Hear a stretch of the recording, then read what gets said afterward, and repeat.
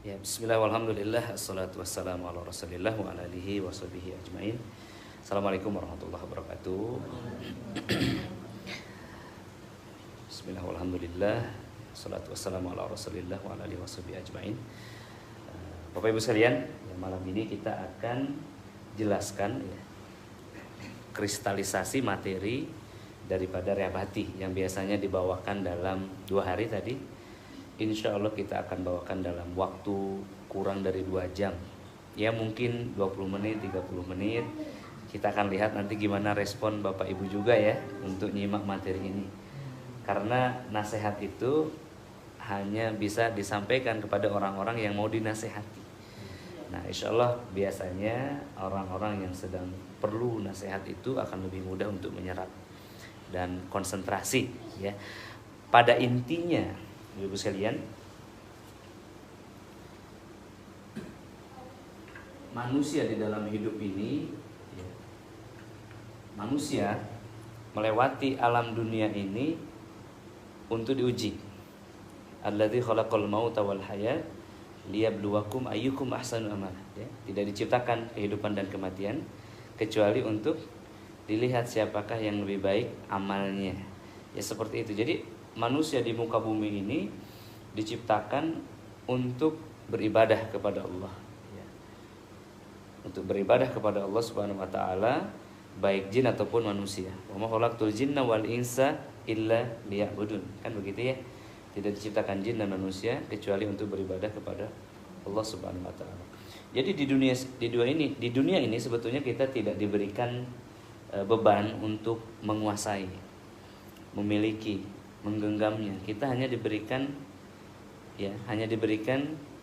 tugas untuk melewatinya. Tadi sebagaimana disampaikan ya, ujian itu seperti gelombang yang terus-menerus datang. Kita tidak perlu sulit-sulit menghadapinya ya, cukup melewatinya ya, menari bersamanya, berselancar bersamanya sehingga kita menemukan makna hidup itu atau hikmah daripada hidup itu. Dan kita di sana akan enjoy ya. Yang disebut ujian di dalam kehidupan ini ya, di antaranya adalah kesusahan-kesusahan ya, kesulitan. Sebagaimana tadi disampaikan, sulit untuk bertemu jodohnya. Kadang jodohnya yang menyulitkan kita. Kemudian sulit memiliki anak. Kadang-kadang juga anak yang menyulitkan kita. Kadang-kadang kita sakit, sulit menemukan obat untuk menyembuhkannya. Nah, setan di sini mengambil manfaat daripada sakit itu. Karena dengan atau dalam keadaan sakit manusia akan terguncang jiwanya dan mencari solusi di situ. Orang yang sedang terguncang itu dia mengikuti berbagai seruan. Ada seruan ke sana, ikut ke sana. Seruan ke sini, ikut ke sini. Betul. Nanti pada masanya Bu, kita ke depan terbentur, ke belakang jurang, kiri kanan ya tebing, maka kita akan melihat ke atas. Di sana senantiasa ada Allah Subhanahu wa taala yang tersenyum dengan kerahmatannya, yang senantiasa bersabar menyaksikan kita ya dalam kesesatan. Nah, di situ kita akan kembali kepada agama ini. Ya kan? Bagaimana Islam menyikapi masalah kita yaitu sakit ini, kan begitu. Ya. Bagaimana Islam menyikapi sakit? Adakah di dalam Islam metode penyembuhan untuk penyakit yang spesifik? Ada. Maka di sini akan dibahas sedikit. Ya, Mas sekalian. Yang pertama, Ibu ya, tadi sakit di dalam Islam itu dikelompokkan menjadi musibah. Ya. Allah Ta'ala berfirman, ma asobakum mim musibah fabima kasabat aidikum wa ma asobakum mim musibatin fabima kasabat aidikum. Musibah-musibah itu terjadi atau tidak akan terjadi kecuali disebabkan oleh dosa manusia itu sendiri ya, tangan manusia itu sendiri musibahnya. Dan itu terjadi atas izinnya juga ya. Allah Ta'ala berfirman, ma asobakum mim musibah illa biidnillah. Musibah itu terjadi dengan izin Allah Subhanahu wa taala. Maksudnya apa? Dengan porsi yang Allah ketahui. Gitu ya. Dengan pengawasan Allah Subhanahu wa taala. Musibah, salah satu bentuk musibah itu adalah sakit ya. Tadi kan ada di sini berbagai kesulitan kita jabarkan. Namun yang dibahas kita di sini adalah sakit. Ini Ibu, Bapak sekalian, sakit itu dibagi dua. Sakit jasmani, sakit rohani ya. Kalau jasmani kan kita tahu sakit gigi, sakit encok, ya kan, sakit tulang, sakit jantung, ya kan, sakit-sakit pada fisik. Ini ada obat-obatnya di muka bumi, tinggal cari aja, ya kan, haus, ya kan, lapar. Nah, kalau untuk sakit fisik ini ada kaidahnya. Rasul SAW mengatakan likul lidain dawaun, setiap penyakit itu ada obatnya. Faida usibu dawa udai baro'a bi'idhnillahi ta'ala. Ketika penyakit bertemu dengan obat yang tepat, sembuhlah di atas izin Allah. Itu kalau untuk penyakit jasad ini. Di dalam hadisnya tadi likul lidain dawaun ad-dawa. Ini nggak terlalu panjang di sini ya. Di sini ad-dawa ya. Dawa itu adalah obat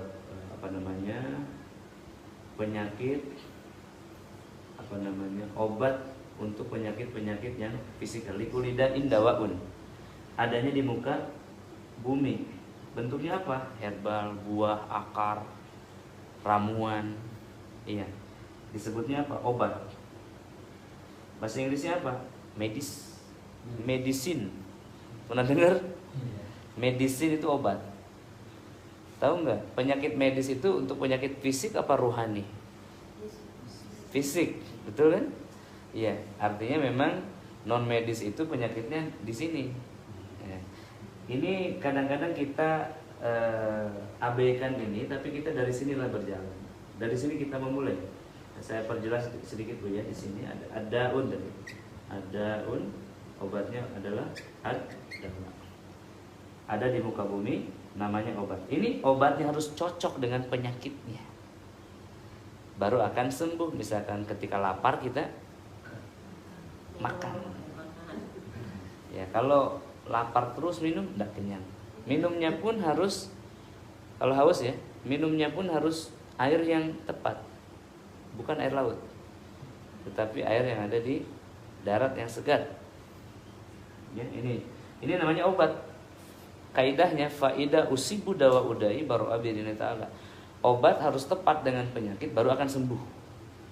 Makanya ada orang berjalan mencari obat. Tabib A, tabib B, tabib C, dokter A, dokter B, dokter C, kan begitu tuh. Nah, baik. Yang kedua namanya penyakit rohani. Ya, ini dibagi dua. Nah, pertama di dalam Islam, ya, penyakit rohani ini disebut sebagai marad. Fi qulubihim marad fazadahumullahu marada. Ya, walahum adzabun alimun bima kanu yakdzibun. Ya, di dalam dirinya ada penyakit dan Allah tambahkan pada penyakit, dan Allah azab dengan adab yang pedih disebabkan dia terus-menerus berdusta. Ini dusta itu penyakit hati. Nanti ada penyakit-penyakit hati yang lainnya. Baik, yang jelas dalam penyakit rohani itu ada dua. Pertama penyakit jiwa, yang kedua penyakit yang ditimbulkan oleh syaitan.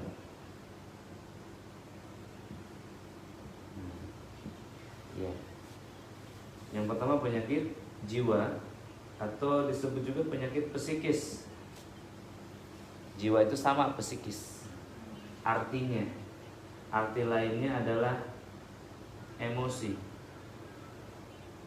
Arti lainnya syahwat. Arti lainnya itu nafsu. Bahasa Arabnya an-nafs. Psikis, emosi, syahwat. Ini kata lainnya perasaan, rasa. Rasa ini saya jabarin: marah, sedih, takut. Kemarin Ibu ya nyambung ya, marah, sedih, takut. Ini rasa di jiwa, gitu ya. Contoh, ibu datang ke sini bertemu kami di sini. Ibu senang apa sedih? Ibu bertemu kami di sini senang apa sedih? Senang. Dengan senang itu membuat ibu lebih baik. Betul? Merasa lebih baik. Nah itu, ini adalah masalah rasa. Ya. Nah, baik. Nah kesini ada setan. Setan ini dibagi dua. Ya, dibagi dua ini. Gangguan jin dan gangguan sihir. Ada lagi bab lain, ain. Gitu ya. Oke. Nah ini gangguan jin dibagi dua. Ibu sekalian, jin asal. Ya, ada jin yang diundang, kodam, yang diundang sebagai teman. Iya, diundang, disuruh. Sebetulnya bukan disuruh, dimintai tolong. Wa annahu kana rijalun minal insi wa ya'uduna bi rijalin minal jinni fajadul muhaq. Dimintai tolong. Pesuruh, betul, khodam. Oke. Nah, kalau sihir dibagi 10. 10 itu ya terbagi ke dalam 2 kategori. Pak, ini perlu sekali ini materi kristalisasinya ya, sekali lagi. Ada sihir yang mengenai akal, ada sihir yang mengenai jasad. Yang mengenai akal ada 6. Harus ada yang hafal betul ini. Ya, ini sihir mahabbah, pelet kalau orang Sunda nyebutnya, pengasihan. Ya, yang lebih tingginya adalah sihir at-tahyil, pengundang dan pengendari, gendam kalau bahasa Sunda. Berikutnya adalah sihir tafrik. Tafrik itu sihir perceraian, yang menceraikan suami istri. Ya. Kemudian sihir tatil azawas, ini adalah penghalang jodoh. Ya. Kemudian juga sihir khawatif, bahasa Sundanya loba khawatir, khawatir was-was. Ya, gampang bahasa Arab dia. Bahasa Sunda itu serapan dari Arab ya. Yang paling maksimal ini sihir kumul. Sihir kumul itu sihir gila. Ya, yang menimpa ibu autoimun itu enggak pada ini. Maka ini semua enggak ada di ibu. Sihir yang menimpa ibu, sihir yang menimpa jasad, ini ada 4 cabang. Ya ibu ya, ada sihir nazif, ini sihir pendarahan terus ya. Kemudian ada sihir kemandulan, ya, sihir yang membuat mandul tidak punya anak. Sihir arrobtu, tidak bisa melakukan hubungan suami istri. Arrobtu, nggak dibahas panjang karena bukan bahasan malam ini. Kemudian ada sihir marid. Marid, kembali lagi ke sini. Marid. Sihir apa itu? Sihir yang membuat sakit tubuh. Sakit tubuh orang. Apa itu? Lumpuh, ya, tuli, buta, stroke,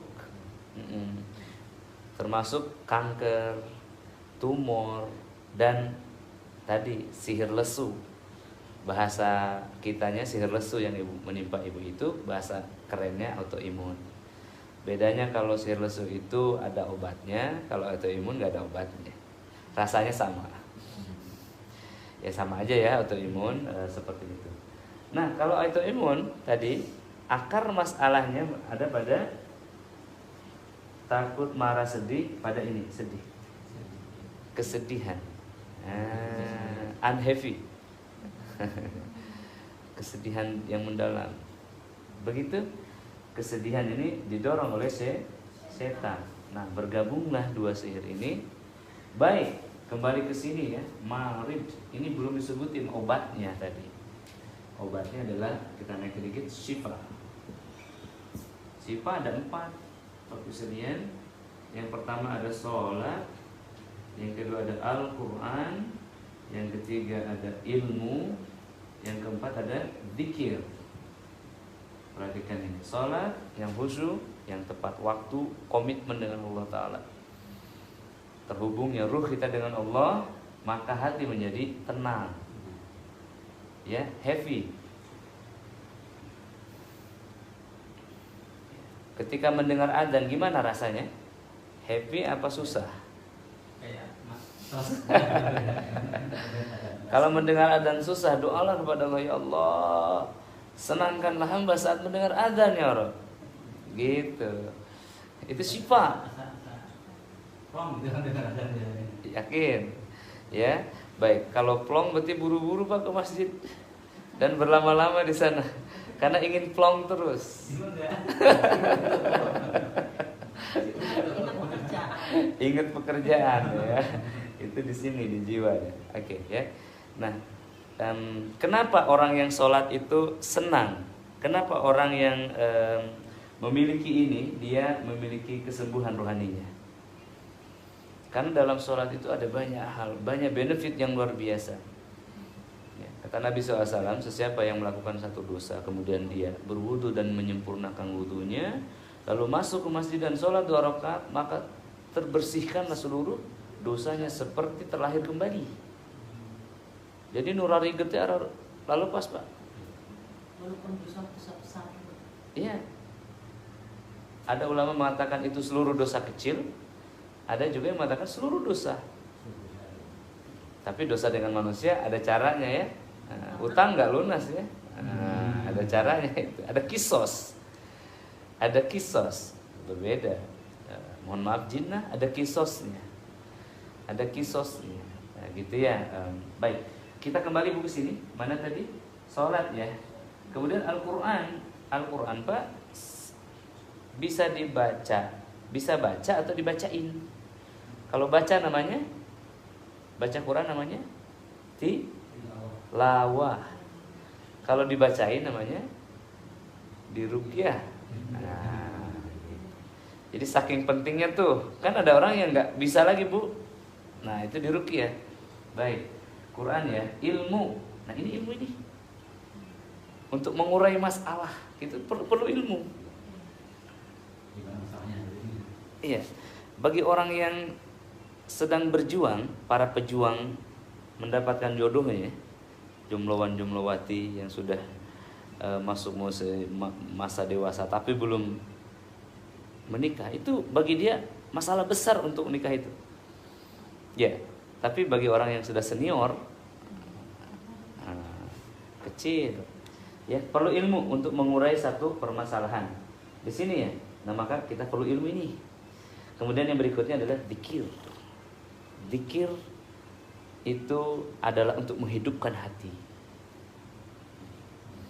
Jadi kata Nabi SAW, perbedaan orang yang berzikir dan yang tidak seperti orang yang hidup dan orang yang mati. Jadi yang tidak zikir itu seperti mayat Pak. Mayat. Maka Khalid Ibn Walid ketika dia perang, diacungkan pedang, dia semangati pasukannya, wahai para pasukanku, perangilah mereka, perangilah mayat-mayat itu. Jadi semangat semuanya itu. Kenapa orang kafir tidak pernah berzikir? Orang kafir tidak pernah berzikir, maka seperti mayat. Nah orang Islam yang berzikir sama nggak? Sama. Pak, kalau keong, tahu keong? Udah nggak ada isinya di pinggir pantai. Biasanya diapain? Ada hewan lain masuk ya? Ditempati ya. Apa namanya hewan itu? Umang. Kekenat apa namanya? Kekenat crab. Kepiting kelapa bahasa Indonesia. Itu umang. Itu apa? Makhluk yang masuk ke satu cangkang, ditempatilah di bawah. Nah, seperti itulah setan menempati tubuh yang tidak berzikir. Tubuhnya tidak berdaya. Kenapa? Omongan hidup tapi mati dia itu. Kenapa? Tidak berzikir. Oke, tahu nggak? Zikir itu 4 jenis. Yang pertama adalah ilmu, yang kedua adalah Al-Quran, yang ketiga adalah sholat, yang keempat adalah zikir itu sendiri. Luar biasa ya. Zikir ini syifa. Syifa itu apa? Penyembuh, bukan obat ya. Penyembuh apa? Ruhani. Ruhani itu di sini, di dalam ruang kolbu, ruang kontrol tubuh. Kalau tubuh sakit itu ada yang nyembuhin Pak dari dalam. Itu namanya imun system. Autoimun system. Imun itu kan pertahanan. Nah, setan itu nyerang autoimun itu. Jadi tubuh ketika sakit dan diobati. Contohnya waktu ibu sedih tahun lalu, tahun ini masih sedih. Nah, diingat-ingatin sama setan. Oke, itu yang membuat tubuh lemah, semakin lemah, semakin lemah, semakin lemah. Tahukah Anda ibu sekalian, ya, Bapak Ibu sekalian, jiwa tadi yang disebut nafsu mana di sini? Nafsu atau nafs, ya. Ini juga memiliki 4 karakter. Jadi hidupnya jiwa itu memiliki 4 karakter. Apa keinginannya itu? Dia terdorong untuk makan, untuk urusan kemaluan, untuk harta dan kekuasaan. 1, 2, 3, 4. Obatnya pun 4. Kalau Bapak telusuri lebih dalam, ya, nafs di dalam Al-Quran itu ditulis sebanyak 88 kali. Begitupun dengan takwa, itu ditulis juga 88 kali. Ini sangat mengagumkan, maka hidup itu harus seimbang antara dunia dan akhirat. Nah, pertanyaannya, kita seimbang apa belum? Belum. Biasanya begitu, ya. Untuk melihatnya, berapa lama kita bekerja untuk dunia, berapa lama kita bekerja untuk akhirat dalam satu hari. Oke, jangan gitu deh. Berapa lama kita memikirkan kehidupan dunia dan berapa lama kita memikirkan akhirat dalam satu hari. Begitu. Nanti hasilnya kita tahu. Bagaimana orang-orang yang berhasil? Orang-orang yang bisa mengkonversi aktivitas dunianya untuk kehidupan akhirat. Nah, kalau orang sudah begitu, berarti yang dia pikirkan bukan lagi di atas tanah tapi di bawah tanah. Ini orang bahagia. Nantinya. Karena di kubur itu kan tidak perlu rumah yang luas kan. Berapa meter? 2 meter kali 1. Hanya perlu 2 meter kali 1 ya. Ya kan? Di kubur itu tidak perlu banyak baju kan, tidak perlu lampu, baju pun hanya satu warna, tidak usah pakai saku. Simple. Siapa Mita ya? Nah, iya itu, dia mulai ngikutin materi ini dan dia merasa sakit. Ini awalnya apa sih, pengen marah? Marah, iya itu setan. Nah, lihat marah itu mana? Emosi, penyakit jiwa. Saya lagi nolong Mita, apalagi membahayakan Mita? Menolong. Harusnya senang apa marah? Senang. Kalau harusnya senang malah jadi marah, penyakit apa nah? Penyakit fisik apa penyakit jiwa? Jiwa. Artinya Mita sedang gangguan. Kalau diikuti, enggak, ikuti saya. Kalau diikuti, ya enggak tergugur angin tiba-tiba marah, berarti gangguan jiwa. Itu disebut gangguan jiwa. Nah, maka jangan diikuti, jinnya ngelok lagi ke dalam. Bisikannya kayak benar-benar ini. Betul, bisikan setan, hutuwati syayatin, jangan diikuti. Karena bisikan setan mengarahkan manusia ke surga apa ke neraka? Bisikan setan. Hah? Semua setan itu di neraka, nggak ada yang di surga. Ya, semua. Dari kemarin itu Jangan. orang ngomong Oke. gitu, awalnya pengen marah terus ngambian gitu pikirannya, nggak tahu kemana. Bagusnya diikutin apa enggak? Enggak. Tahu nggak cara melawannya? Suka. Dikir. Ini cara melawannya, ini dikir. Nah, bagi setan ini itu termasuk dikir, ini coret-coretnya saya ini. Bagi setan itu sepadan dengan Al-Quran. Kalau hati Anda ikut, kecuali hati Anda sedang angkat jemuran pakaian, ya kan, di sana lagi ngebedahkan dawan, lagi aktivitas. Kalau hati Anda ikut, ini sama seperti di ruqyah ini. Karena apa tadi saya sebutkan? Syifa itu ada 4, salah satunya ilmu. Ini ilmu pengetahuan untuk menghancurkan setan itu. Baik, sekarang setan mana setan? Nah ini setan. Setan jin, sihir atau ain yang terjadi pada Anda mana? Ya, bisa jadi gangguan jin, bisa jadi gangguan sihir. Tetapi jangan bingung karena senjata yang dipakai setan semuanya adalah sihir. Ini gangguan jin kan? Senjata yang dia pakai sihir. Setan sihir yang dia pakai juga sihir. Tahu sihir artinya apa? Pengaruh negatif atau pengaruh buruk yang mempengaruhi akal manusia dan memutarbalikkan dari keadaan yang sebenarnya. Sihir. Pengaruh itu biasanya lewat apa? Lewat tulisan, lewat gambar, lewat kata-kata. Setan itu mempengaruhi lewat kata-kata yang disebut bisikan tadi. Siapa namanya? Mita. Betul ya? Dia kan ngebisikin. Nah itu namanya sihir. Setan sedang menyihir Mita. Mita bilang, Ustadz, ini ada setan sihir saya. Saya sihir Mita lagi. Iya kan? Sihir saya apa? Saya sampaikan langsung, Mita, setan tuh masuk neraka semuanya. Manusia ada yang masuk surga, yang masuk neraka. Pilih setan atau manusia? Nah itu sihir juga. Setan itu bingung kan, kalah argumen, masuk lagi dia. Begitu. Maka untuk mengalahkan secara cepat, diapain tuh setan? Dikir. Penangkalnya itu dikir. Tadi saya ngomongin apa? Akhirat kan, neraka. Itu dikir. Ngomongin akhirat itu dikir. Ngomongin Allah juga dikir.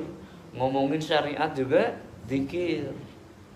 Kalau ngomongin TikTok bukan dikir. Ya, ngomongin gosip bukan dikir. Gitu. Itu Pak. Nyangkul, dikir bukan nyangkul. Dagang bukan, itu bukan dikir, itu dunia. Jiwa pada nafsu yang 4 ini tujuannya, makan, kemaluan, harta, kekuasaan. Tetapi kalau nyangkulnya untuk bangun pondok pesantren misalnya, beda lagi ceritanya. Jualannya agar bisa infak misalkan, beda lagi ceritanya. Begitu ya. Ini dulu aja materinya kita malam ini.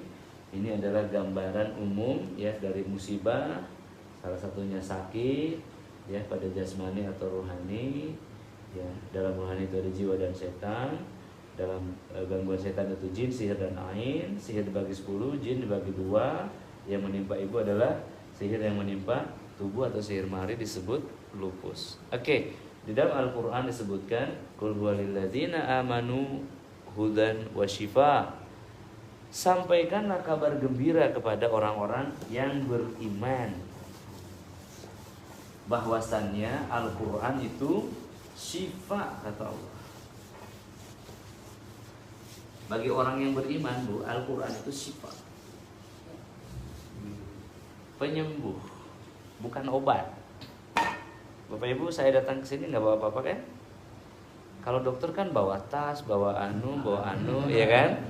Ada apoteknya. Kenapa saya nggak bawa apa-apa? Karena Al-Qurannya di sini, disimpan. Itu obatnya ditaruh di sini. Maka Ibu bisa bawa pulang tuh. Ayat mana ya tadi? Gitu. Kenapa? Syifa beda dengan obat. Kalau obat itu akan menyembuhkan dengan proses. Kalau syifa tanpa proses. Obat harus diminum kan? Habis minum masuk ke lambung, diantar oleh darah. Begitu? Ya, sama juga operasi, disiapkan alatnya, dipotong, disambung. Kalau syifa tanpa proses itu bedanya. Kenapa yang menyembuhkan langsung Allah Subhanahu wa ta'ala? Lihat Allah Ta'ala mengatakan ya, bagi orang-orang yang beriman ya, Tuhan ya. Bagi orang-orang yang beriman ya, Al-Quran itu adalah syifa. Qul huwa lilladzina amanu hudan wa syifa. Surah Fussilat ayat 44. 3 kali Allah ulang ya. Wa nunazzilu minal Qur'ani ma huwa syifa. Ayuhan nasu qad za'atkum mau'izah mir rabbikum wa syifaa'un lima fis sudur. Tiga-tiganya mengatakan Al-Qur'an adalah penyembuh. Untuk penyakit apa? Sihir tadi ya. Jelas ya? Masih ingat kan tadi? Ya. Penyakit di dalam hati yang ditimbulkan oleh setan, jenisnya sihir, sihirnya marid. Obatnya itu bukan di otak-atik tubuhnya, tetapi diberi syifa. Obatnya itu, tetapi khusus untuk orang yang beriman.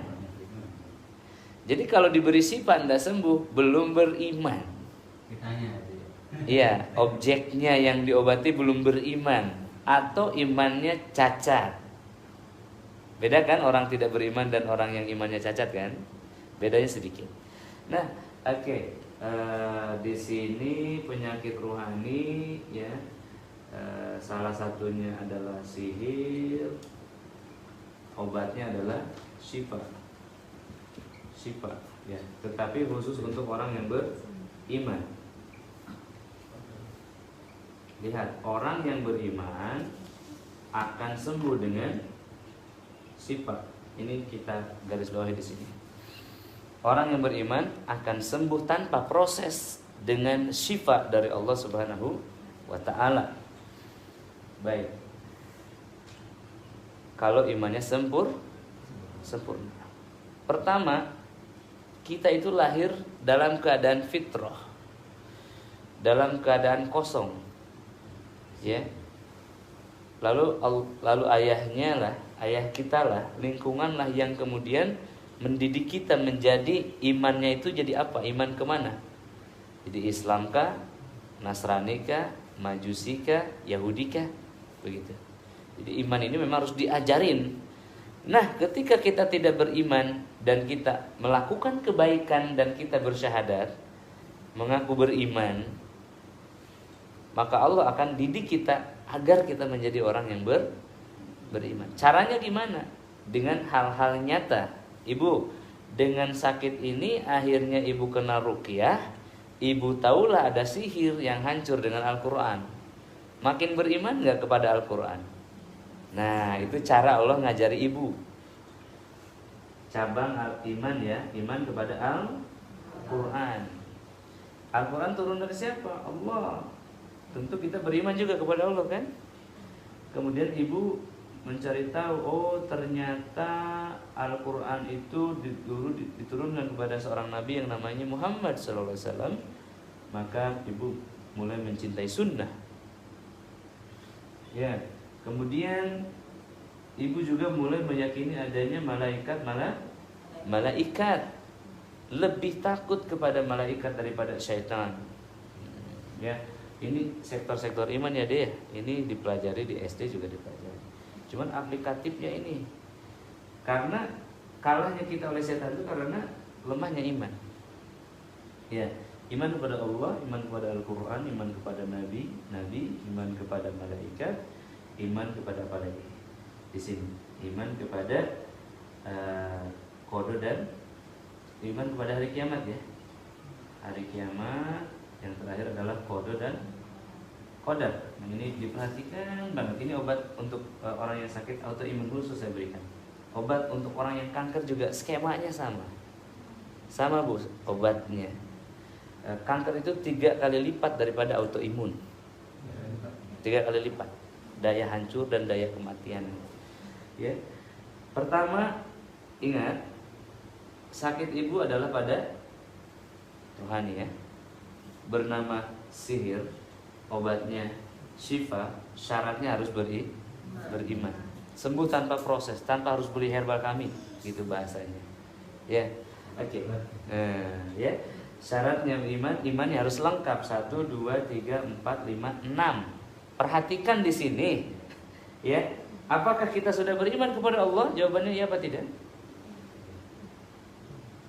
Iya apa tidak? masih semangat. Nganteng tuh iman kepada Allah nah. Masih belum tahu. Apa kadang-kadang kendor gitu maksudnya. Ya. Anteng tuh. Nah, gitu. Anteng tidaknya di mana? Apakah kita ini terus melakukan ibadah-ibadah? Apa kadang-kadang? Nah itu. Ya, baik. Pokoknya mah dengan sakit ini kita diajarin untuk iman kepada Allah, betul? Nambah nggak? Nambah. Berarti Allah sedang ngajarin kita untuk beriman kepada Dia. Bagus kan? Bagus, mau nggak diajarin Allah langsung? Mau. Ini pendidikan dari Allah. Kemudian dengan sakit ini kita mengenal Al-Quran yang ternyata, mengenal ruqyah yang ternyata Al-Quran. Balik ke rumah kita makin mencintai Al-Quran. Mau nggak diajarin Allah? Mengenal Al-Quran. Masya Allah ya. Maka doalah kepada Allah, ya Rabb, anugerahkanlah kepada hamba nikmat untuk mengenal Al-Quran, nikmat membacanya, memahaminya, menghafalnya, dan mengimplementasikan serta mendakwahkannya. Itu yang lengkap doanya. Jangan hanya sembuhkan hamba dengan Quran. Oke, ya. Selanjutnya dengan sakit ini kita kenal ruqyah. Ruqyah bagian daripada sunnah. Kira-kira kita akan sembuh dengan sunnah, lalu kita membenci sunnah, terjadi nggak? Maksud saya orang-orang yang benci kepada sunnah sembuh nggak dengan sunnah ruqyah ini? Tidak. Maka ketika kita mencintai sunnah, ketika kita mencintai kesembuhan dengan sunnah ini, kita pun harus mencintai sunnah-sunnahnya yang lain. Allah ajarin kita tuh, ya, bahwa sunnah ini adalah pilihan yang baik. Oke. Anak ikat, rahmat Allah Ta'ala, ya, kesembuhan yang disebut syifa ini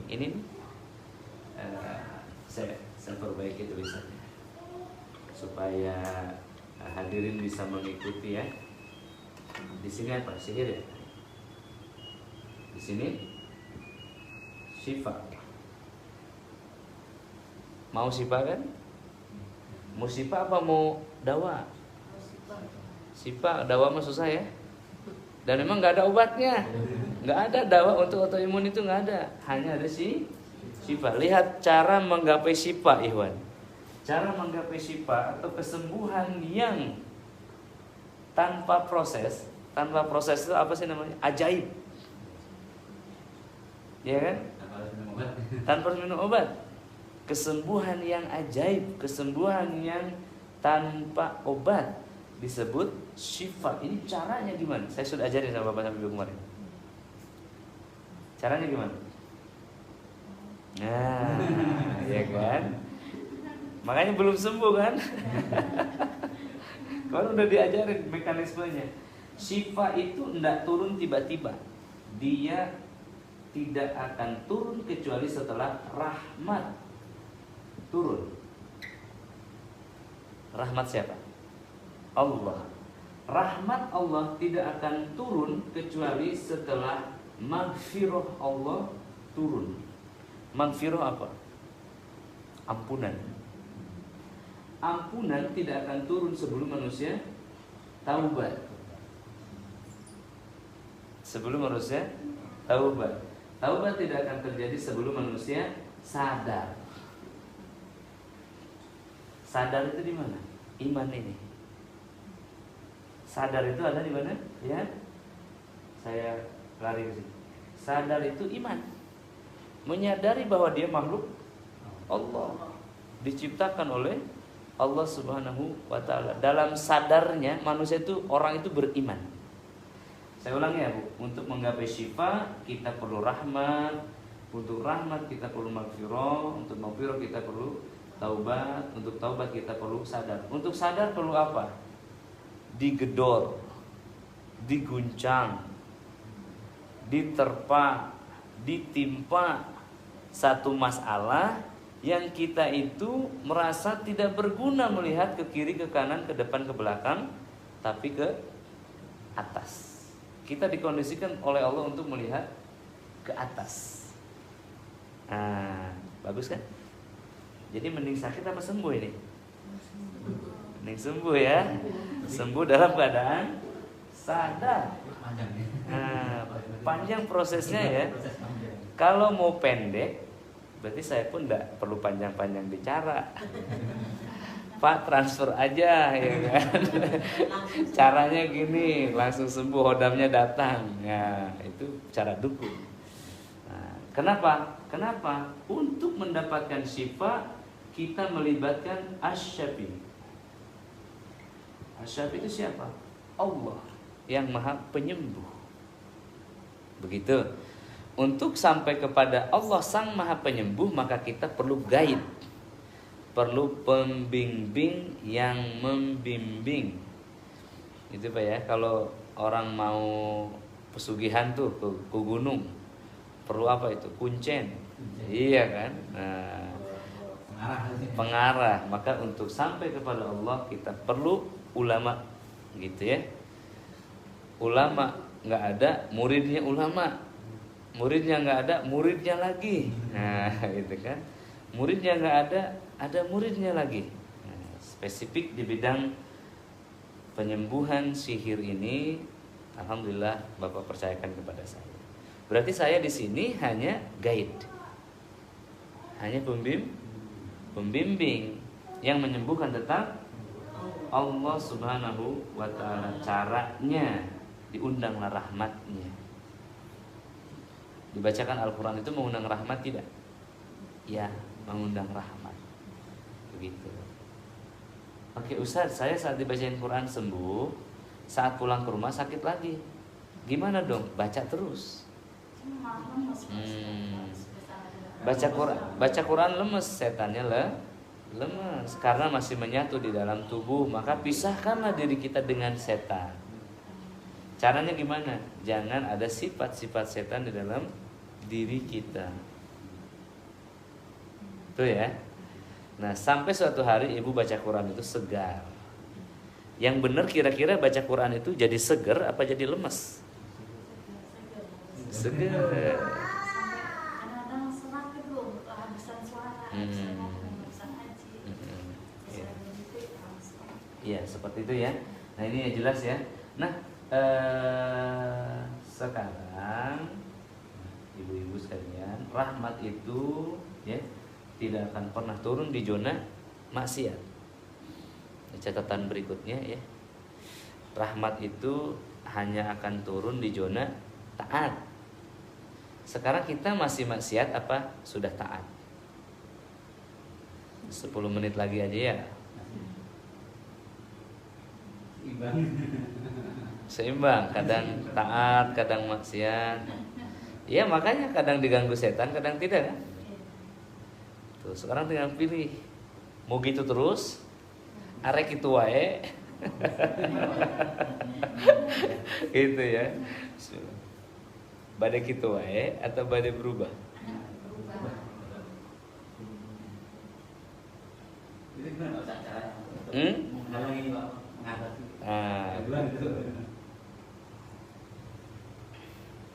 Harus ada triggernya.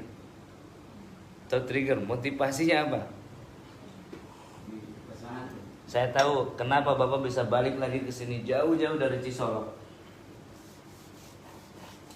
Apa tujuan Bapak? Pengen sembuh. Sembuh kan? Kalau sembuh di ruqyah ya. Kenapa dikasih ilmu? Karena saya tahu di ruqyah tidak sembuh permanen. Justru dengan ilmu manusia akan sembuh permanen. Karena untuk sembuh itu 4 kan? Ada Al-Quran, ada zikir, ada ilmu, ada sholat. Baik, seperti itu. Tadi pertanyaannya gimana Pak? Bagaimana agar bisa berubah?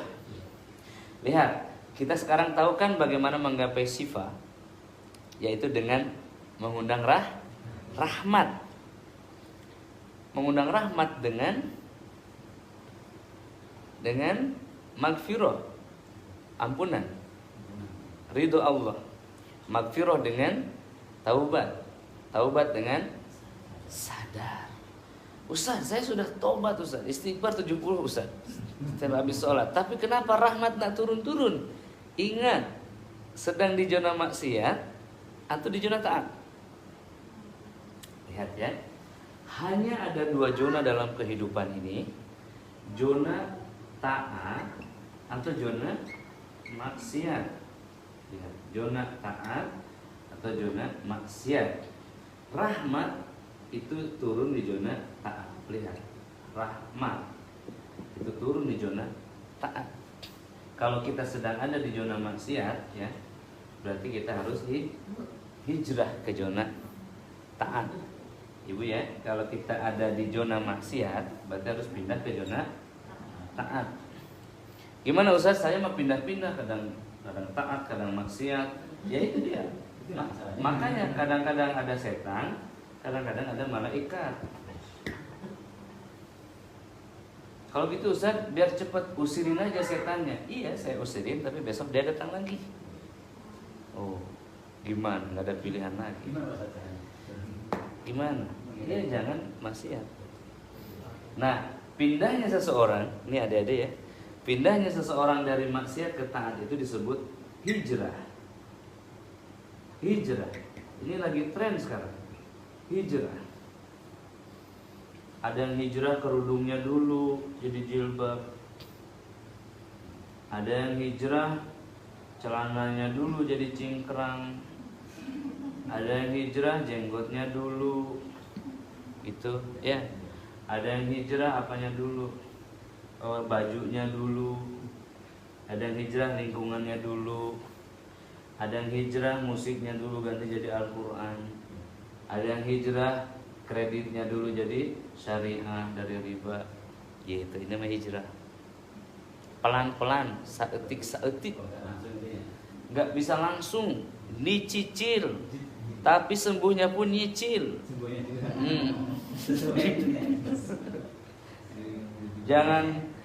Jangan kita nyicil sembuh pengen sekaligus. Kalau mau sembuh total, hijrah total. Kalau masih berat ya begitu, makanya tubuhnya berat. Bolak-balik terus ya tadinya nggak muter. Yang diuntungin siapa? Dukun. Baik, begitu ya. Pindahnya seseorang dari zona maksiat ke zona taat disebut hijrah. Ada hijrah tempat, ada hijrah pakaian, hijrah pemikiran, hijrah banyak. Yang paling penting di antara semua hijrah akidah. Hijrah perjanjian. Tadinya perjanjian itu dengan setan, dengan mahar. Sekarang hijrahnya dengan Allah. Hijrah kepada Allah dengan akidah yang murni. Yaitu apa? Tauhid dan sunnah. Begitu. Nah, ruqyah ini sunnah. Pengobatannya hijrah juga. Oke. Ada harapan gak sih? Muncul harapan gak sih? Harus muncul harapan. Karena kita sedang ada di zona hijrah. Kalau niat Anda kesini untuk mencari Tuhan Anda. Ustaz, saya mau nyari kesembuhan. Awalnya itu. Tapi Allah akan paksa kita untuk bertemu Dia. Sampai kita kalau ada keperluan bisa memohon kepada Dia. Sampai kita bergantung dengan doa kita. Sampai ketika doa itu nyambung, terhubung dengan Allah. Begitu. Kalau sudah terhubung, apa yang diminta? Ridhonya. Ada seorang sahabat, ya, bukan seorang sahabat, seorang tabi'in, dia tidak pernah ketemu Nabi. Ya.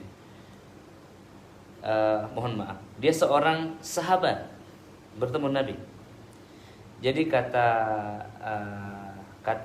Nabi SAW, ketika beliau sedang berkumpul bersama sahabatnya, lewatlah orang ini. Ketika Nabi SAW sedang berkumpul dengan sahabatnya, maka lewatlah orang ini, dan Nabi mengatakan, sebentar lagi, maaf ya, ketika Nabi berkumpul dengan sahabatnya, kata Nabi, sebentar lagi akan ada orang yang lewat, dan dia adalah ahli surga. Dan begitu Nabi bicara begitu, ada orang lewat, orangnya biasa, ya, lewat. Kemudian ketika Nabi berbincang lagi, dia mengatakan hal yang sama. Sebentar lagi akan lewat ahlul jannah. Ya. Ternyata orang-orang yang biasa, sahabat yang nggak terlalu dekat dengan Nabi. Ya, maka sampai Umar bin Khattab itu penasaran, apa sih amalnya? Apa sih amal solehnya? Begitu ya. Maka kemudian beliau mengunjungi rumahnya itu dan menginap 3 malam. Ternyata tidak ada hal yang istimewa.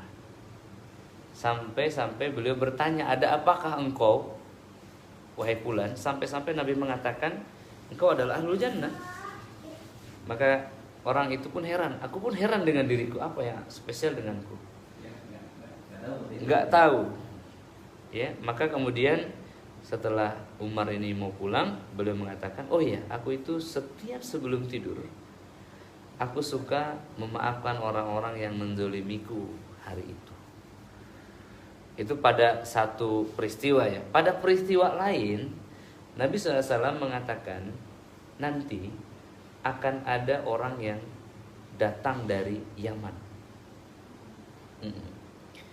Ya, dia adalah seseorang yang juga ahlul jannah.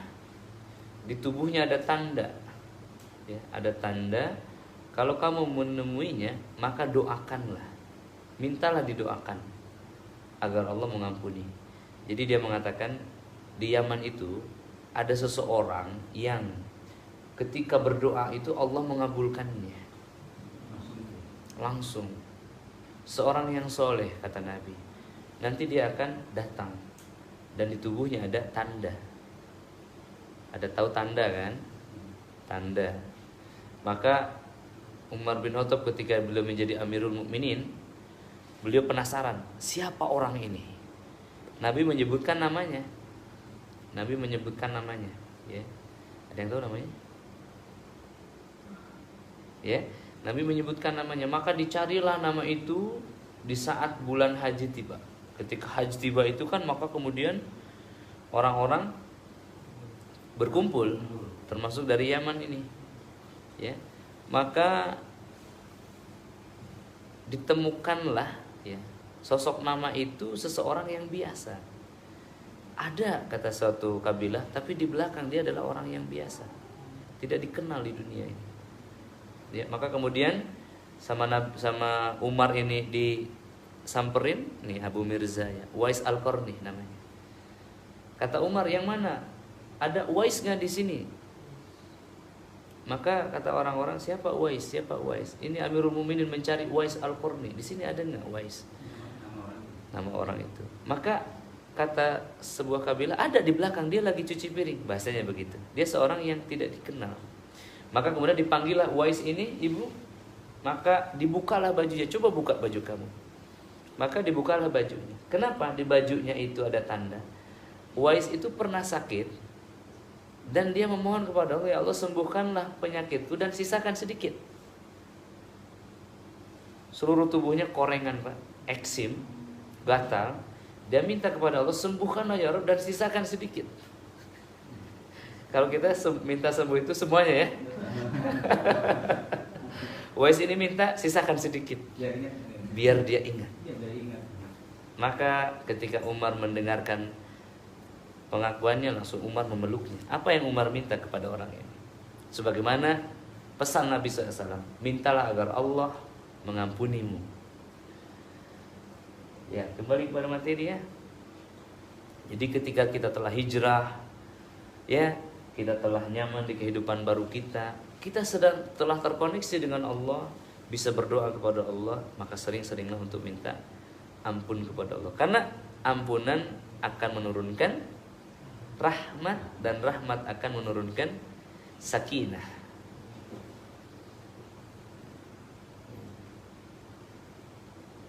Walladzi anzala sakinati fi qulubil mu'minin.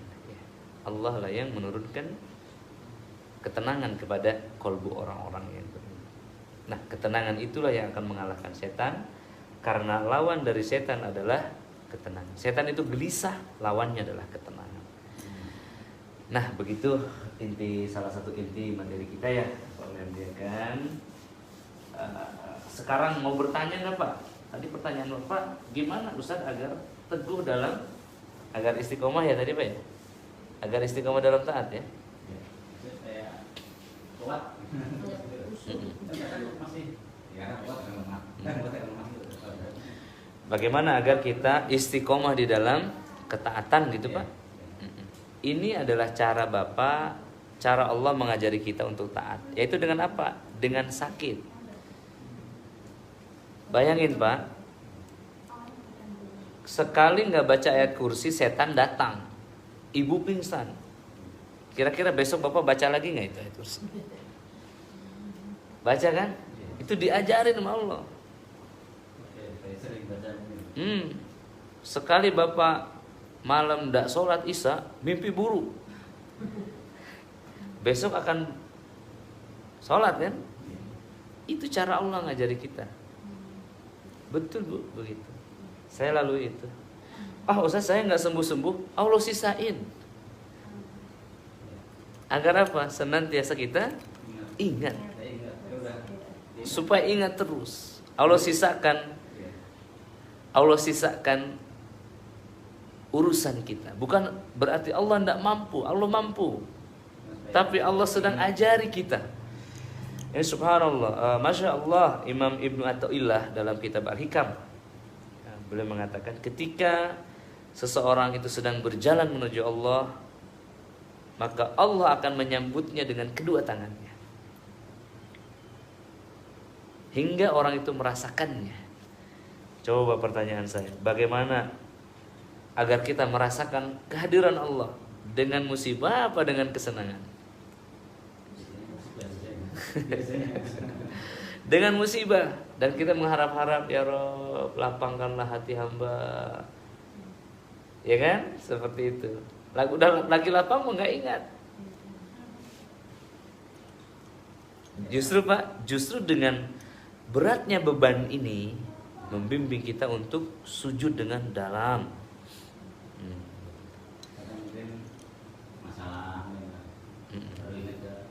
Ingat kepada Allah. Jadi ini masalah Pak. Kalau saya pribadi ya, masalah ekonomi. Tidak, Bapak mampu membayar event ini. Itu berarti Bapak sudah keluar dari masalah ekonomi.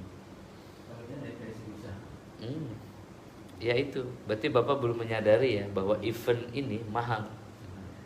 Untuk sampai ke sini sangat mahal kan? Dan Bapak mampu. Artinya apa? Bapak tidak masalah dalam urusan ekonomi. Orang-orang yang hadir di sini ada 129 yang menyimak. Ini berharap-harap ada di sini. Pengen ke sini. Dan di masa pandemi ini apalagi dibatasi banget.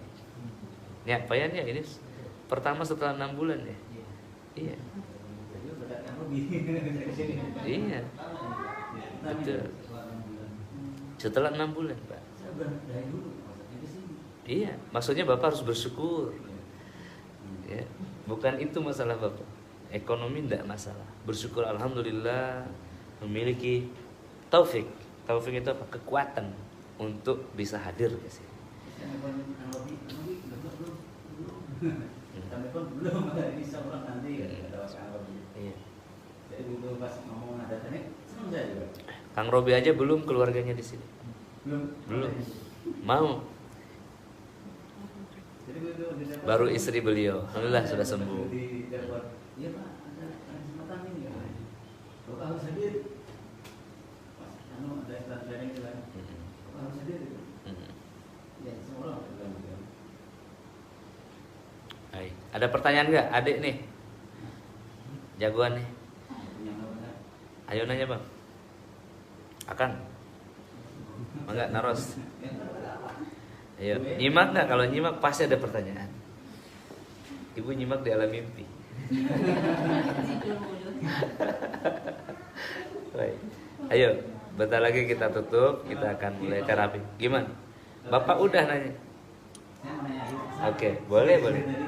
Boleh, boleh. Kan dulu gimana? Kata orang dulu kan pernah sering ke orang muda lah tuh ya, misalnya kan. Katanya ada kiriman. Itu misalnya gimana ya? Betul. Kan ada kiriman. Dari mana? Nih, Bapak bertanya tentang sihir ya. Iya. Sihir ada berapa jenis, Pak? Tuh, Ibu dalam mimpi aja nyimak. Betul jawabannya. Ya. 10 dibagi berapa? Bagi 2. Yang satu adalah 6, yang satu adalah 4. Yang menimpa Ibu adalah sihir marid tadi ya. Tuh. Marid itu ada cabangnya lagi, sihir kepala lembek, sihir kembung, sihir yang menghilangkan kemaluan, ya, sihir banyak. Sihir marid. Oke. Katanya dikirim. Ini Bapak lagi bertanya, saya lagi jawab pertanyaan Bapak ya. Ada orang banyak, saya juga nggak tahu. Iya. Itu kan orang banyak yang ngurusin. Ini saya sedang menjawab pertanyaan Bapak nih. Sihir marid membuat Ibu punya penyakit yang kata dokter namanya autoimun. Kan? Ya kan? Begitu Pak. Sihir ya di sini. Sihirnya adalah sihir yang kena ke jasad.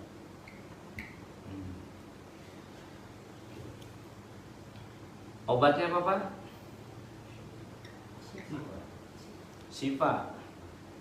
Syifa ada berapa jenis Pak? Biar Bapak jawab. 4 ya? 4. Apa aja? Sholat, Al-Quran, ilmu, zikir. Lihat, Al-Quran, sholat, Al-Quran, ilmu, zikir. Ada berhubungan dengan orang yang mengirim sihir itu enggak? Ada hubungannya enggak dengan orang yang kirim sihir itu? Pertanyaan saya Pak, solusi untuk orang yang kena sihir, apakah ada hubungan dengan pengirim sihir? Enggak. Pak Abdi Naros, Bapak kan kena sihir, istri Bapak. Ini solusinya itu Pak, ada hubungannya enggak dengan tukang sihir?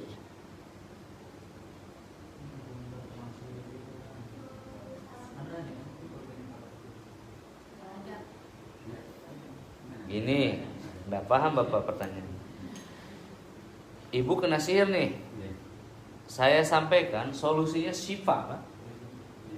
Yaitu sholat, baca Quran, ya, tambah ilmu dan zikir. Ini 4 ini ada hubungannya dengan tukang sihir nggak? Nggak ada. Jadi tidak perlu dipertanyakan. Kecuali saya bilang nanti Pak harus ketemu tukang sihirnya. Susah kan? Susah.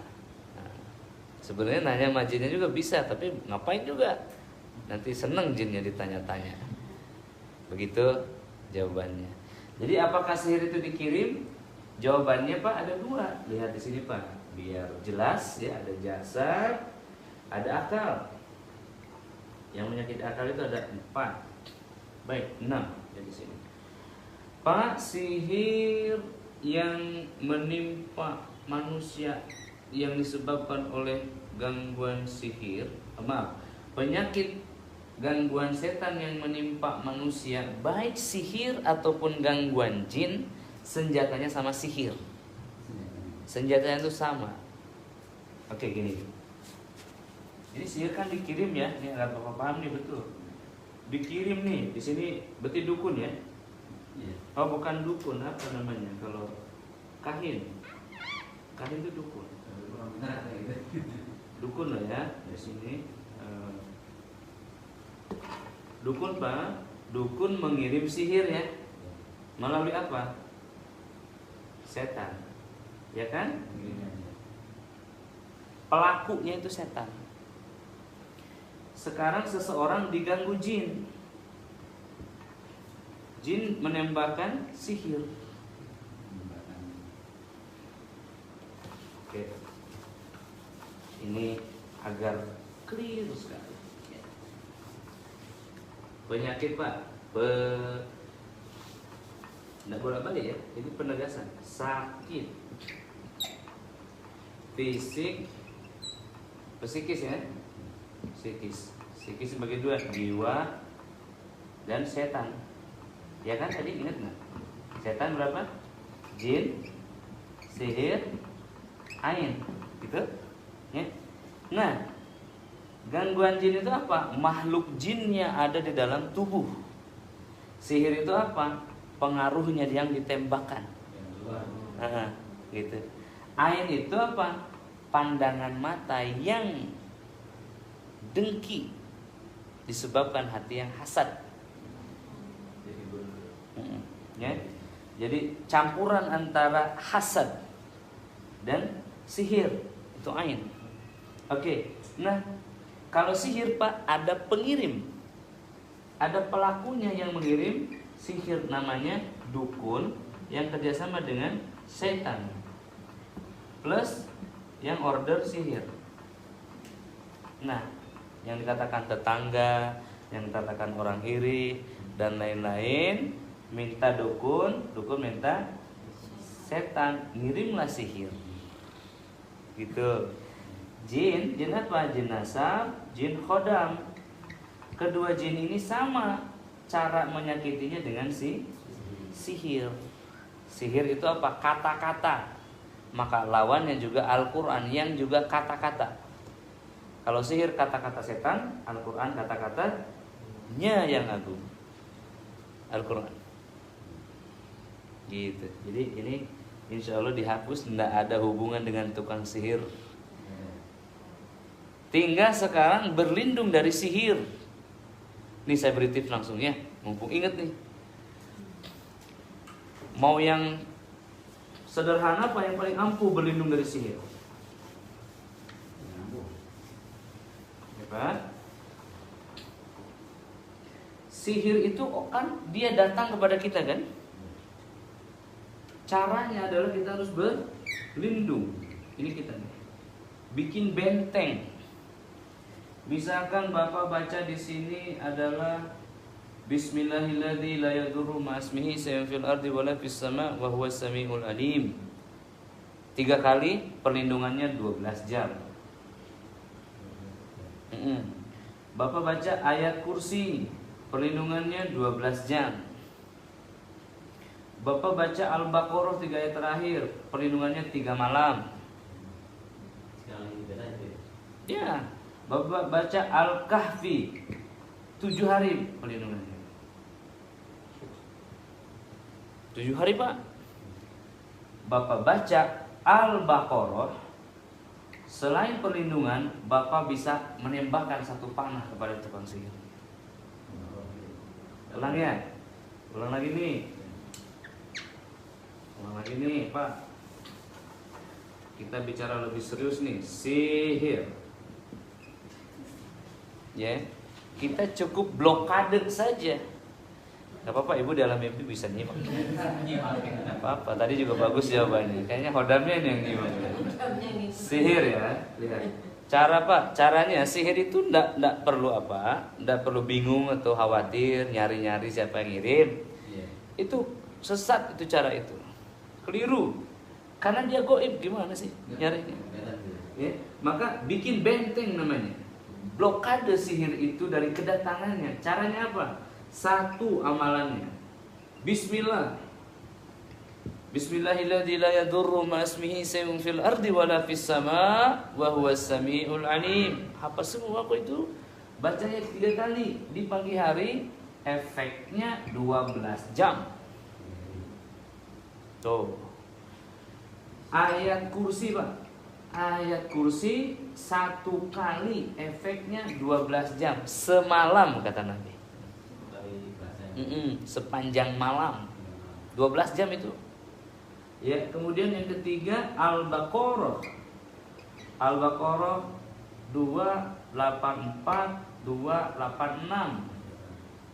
Baca 1 kali efeknya 3 malam. 3 malam Pak. Gimana Ustaz kalau di double ini juga berarti sudah 3 layer, 3 kekuatan, 3 double Pak. 3 rangkap. Keempat Pak, Al-Kahfi tadi ya saya baca. Al-Kahfi itu 7 hari. 7 hari itu bercahaya Pak rumahnya sampai ke Ka'bah kata Nabi. Bercahaya sampai ke Ka'bah. Bayangin, dunia itu kan bulat ya.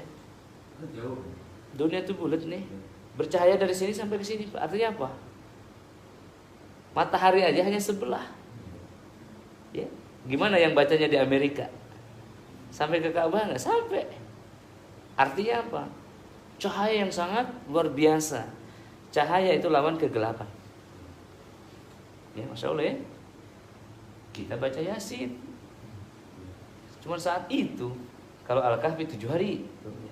Oke. Yang kelima Pak, ini contoh aja. Al-Baqarah, lihat apa yang saya maksudkan di sini. Al-Baqarah Pak, bukan hanya sihirnya yang tertolak, ya Pak, tetapi ada satu panah yang menyerang tukang sihir. Bagian menjaga menyerang gitu ya. Jangan bertahan kalau tidak punya benteng. Jangan menyerang kalau nggak punya senjata. Bangun benteng maka bertahanlah. Miliki senjata maka seranglah. Namun pertahanan terbaik adalah dengan menyerang. Coba, pertahanan yang terbaik adalah dengan menyerang. Pertahanan terbaik dengan menyerang. Maka dengan membaca surah Al-Baqarah, setiap kali baca bukan hanya bertahan Pak dengan layer-layer ini, tetapi ada satu panah yang keluar menyerang tukang sihir. Tukang sihir, bukan sihirnya, tukang sihirnya. Tukang sihirnya. Jadi kalau Bapak di sini dibacain ayat ruqyah, jinnya babak belur. Al-Baqarah cuma 10 ayat tuh. Tapi kalau dibacakan full Al-Baqarah, tukang sihirnya babak belur di Cisolok sana. Kapok dia, lebam-lebam dia, ketemu Bapak dia hormat ya. Begitu. Pertahanan terbaik adalah menyerang. Ibu saya tidak mampu Ustaz, habis itu malah lemes. Sudah dijawab tadi. Pisahkan diri kita dengan setan. Oke, mudah-mudahan menjawab ya. Ayo Dek, bertanya Dek. Ayo. Ya. Nanti itu kan ada dua, ada dari jiwa dan dari setan. Betul. Dari sihir itu kan maksudnya dari setan. Nah, misalnya kalau penyakit sihir itu bisa menyebabkan penyakit jiwa, kayak penyakit fisik gitu. Oke. Apakah sihir bisa menimbulkan penyakit fisik? Jawabannya ya. Yang disebut sihir marid. Yang Ibu alami. Kalau misalkan sihirnya itu misalnya udah kita bentengi, itu masih tetap ada. Oke. Kita kena sihir nih, lalu kita bentengi. Baik. Yang dari luar tidak lagi menambah sakit yang di dalam. Tapi yang di dalam tetap ada. Maka yang di dalam harus diekstradisi namanya, dikeluarkan. Dikeluarkan atau diuhruj. Tahu diuhruj? Diusir. Keluarlah, ukhruj. Ukhruj itu dikeluarkan, ekstradisi namanya. Nah, jadi sihirnya diekstradisi, diruqyah, setelah itu dibentengi. Perhatikan, mengusirnya dengan Al-Quran, membentengnya dengan sunnah. Quran surah ya, surah An-Nisa ayat 57. Ya ayuhan nas qad za'atkum mau'idhah min rabbikum wa syifaa'un lima fisudur wa hudan wa rahmah lil mu'minin. Lihat, wahai manusia, telah turun kepada kalian mau'idhah min rabbikum, pelajaran dari langit untuk pelajaran dari Rabb kalian. Pelajaran dari langit itu hanya satu, Al-Quran. Diajarin sama Nabi. Baca Quran aja tidak bisa kita. Harus lihat hadis-hadis untuk menerjemahkannya. Maka yang disebut syifa'un lima fisudur, lihat, pengusir penyakit di dalam dada ini dua, Al-Quran dan sunnah. Al-Qurannya diusirin untuk mengusir setan, sunnah untuk melindunginya. Betul kan? Ini bentengnya sunnah. Gak ada dijelaskan dalam Al-Quran baca Al-Kahfi nanti begini. Enggak, cuman Al-Kahfinya aja. Nabi yang mengajarkannya. Kalau dibaca 10 ayat pertama dan terakhir, maka dia akan terlindung dari Dajjal. Dajjal itu kekuatan yang lebih hebat daripada iblis. Kalau Dajjal kalah, apalagi iblis. Yang nyerang ibu bukan iblis tapi setan kecil. Gitu. Maka 7 hari. Oke bang, ya kan harus nanya kan? Jadi jelas ya. Jelas tak? Jelas ya. Jadi tadi si Akang nanya, kalau sihir dibentengin, yang di dalam gimana Ustaz? Ya, yang di dalam tetap ada, makanya diusir. Tapi jangan hanya diusir saja tanpa dibentengin. Lengkap kan? Dan itu enggak bisa Pak, Bu, ini zikir pagi petang untuk benteng sihir. Enggak yakin ibunya. Kalau kita diginiin, oh ini tuh zikir pagi petang. Enggak, Mita, mau tanya Mita. Mau tanya? Anu-una, enggak. Kalau ngilangin rasa marah. Ngilangin rasa marah. Pertama, pakai akal sehat. Ini saya tuh bagusnya marah apa tidak ya? Gitu. Ya. Bagusnya tuh marah apa enggak? Bener enggak sih saya itu harus marah? Kalau kata Mita, ini enggak harus, kayaknya enggak harus semarah itu deh. Ya sudah, jangan marah.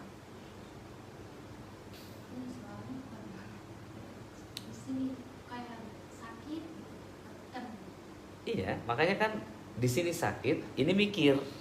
Nah, mikir ini pantas marah apa tidak? Marah itu terjadi ketika akal mengatakan boleh marah. Oke, kita marah, baru marah. Kalau kata akal enggak perlu marah, itu orang bodoh itu. Orang awam. Memang begitu, orang bodoh itu enggak punya respect. No respect. Tidak bisa bersyukur, tidak bisa menghormati orang bodoh. Ya sudah, jangan marah, biarin. Bilang ke saya, gimana kata saya, udah mau marah-marah gitu. Iya. Omongin gitu kayak, Iya. ngomong biasa tapi kayak orang sih kayak nggak terima gitu. Kita ngomong biasa tapi orang tuh nggak terima. Artinya kita nggak sadar bahwa kita sedang marah. Oke. Bagaimana caranya Ustaz? Ini setan nyuruh saya marah. Kata setan, Mita, marahlah kamu. Mita jangan bilang, masa sih saya harus marah? Jangan gitu jawabnya. Ya, gimana jawabnya? Subhanallah. Subhanallah, gitu jawab. Kata setan, ngantuklah Mita, tidurlah. Gimana jawabnya? Subhanallah, gitu. Ya. Ngantuk lagi, ayo tidurlah. Subhanallah, walhamdulillah, wala ilaha illallah, Allahu akbar. Gitu. Ya, masih juga wudu, sholat. Masih juga Al-Baqarah. Ustaz lagi baca Al-Baqarah tidur. Tidur aja, nanti bangun lanjutin. Iya, sampai seharian enggak beres, enggak apa-apa. Besok insya Allah bisa. Gitu, ya. Caranya gitu. Subhanallah atau subhanallah walhamdulillah wala ilaha illallah akbar, lalu wudu, lalu sholat, lalu ngaji. Kalau berhenti di subhanallah, cerdas setan.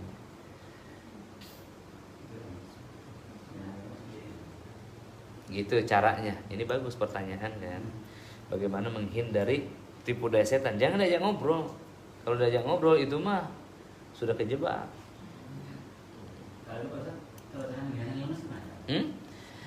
Menghilangkan lemas, madu Pak dengan air hangat. Jadi promosi ini, aduh Bapak ini gimana? Madu jadi promosi ya, iklan. Iya, madu sider Pak. Madu murni dari bunga pohon bidara di Yaman. Pakai air hangat. Iya. Jadi kalau nggak ada madu Yaman, madu biasa, madu Flores itu 3 sendok per 200 ml air. Hangat, agak panas. Tapi kalau madu sider cukup 1 sendok, ya. Pingsan di tempat rame. Lihat orang banyak pusing lalu pingsan. Begini, setelah diruqyah berkurang apa bertambah pingsannya? Setelah saya ruqyah kemarin, beberapa waktu silam, berapa? 2 minggu lalu ya? Seminggu lalu lah, 2 minggu lalu. Berkurang apa bertambah? Alhamdulillah. Berarti ruqyah terus. Jangan kasih kendor, gitu. Maksudnya habisnya lama biasanya. Nah, biasanya pingsannya lama, sekarang sebentar. Betul. Alhamdulillah, syukur dulu ya. Iya. Ini kuncinya, syukur dulu, Allah tambah. Gampang jawabannya itu. Oke. Mita mau gemuk? Rukyah terus. Ya, seperti itu. Jangan banyak marah. Ya, itu banyak senyum seperti itu. Oke. Baik, ada lagi pertanyaan?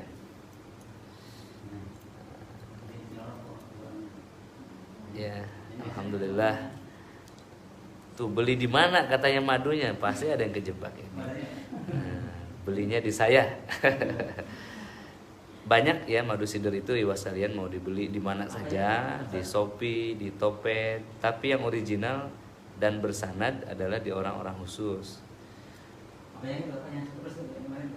Ya. Ada 1%. Ya, cider, yes, betul, cider honey grade 1 plus. Iya, iya. Harganya 2,7 juta per kilo, tapi diskon sekarang jadi 1,7 per kilo.